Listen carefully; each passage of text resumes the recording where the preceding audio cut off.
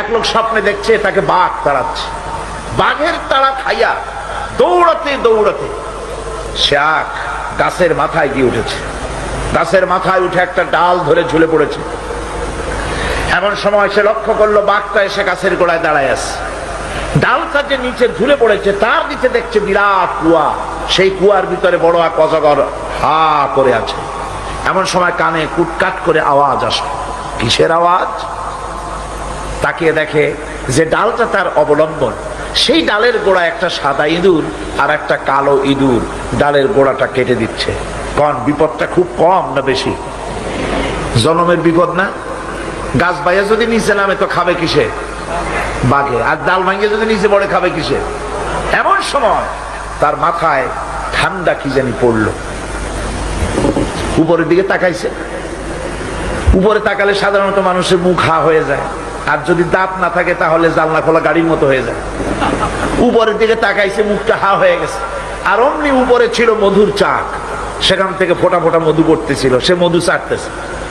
এমন সময় তার ঘুম ভেঙে গেল। এক বুজুর্গ ব্যক্তির কাছে গিয়ে বলছে, হুজুর এই রকমের একটা মারাত্মক স্বপ্ন দেখেছি, অর্থ কি কিছুই বুঝলাম না।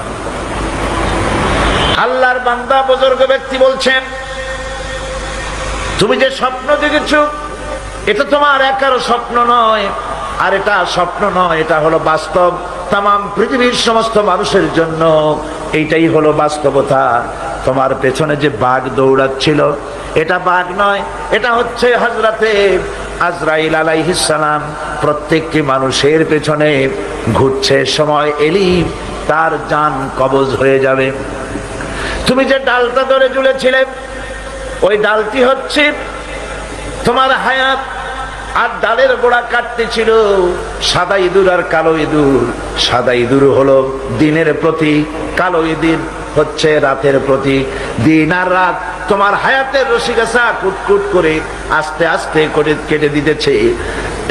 আর নিচে যে কুয়া ছিল সাফ হা করে আছে, এটা হলো তোমার কবর। এর মধ্যে তুমি যে মাথার উপরে ঠান্ডা কি পড়লো, উপরে হা করলে মুখের ভিতরে মধু পড়লো, সেই মধু চাটতে চাটতে কবরের সাপের বিপদের কথা ভুলেছো, বাঘের বিপদের কথা ভুলেছো, ডাল ভেঙে পড়বে সে বিপদও ভুলেছো। এই মধু হচ্ছে তোমার সুন্দরী স্ত্রী, এই মধু হলো দুনিয়া, এই মধু গাড়ি, এই মধু বাড়ি, এই মধু ক্ষমতা, এই মধু প্রতিপত্তি, এই মধু হচ্ছে তোমার ব্যবসা বাণিজ্য। দুনিয়ার মোহে তোমাকে এত বড় বিপদ থেকে তোমাকে ভুলায় দিয়েছে।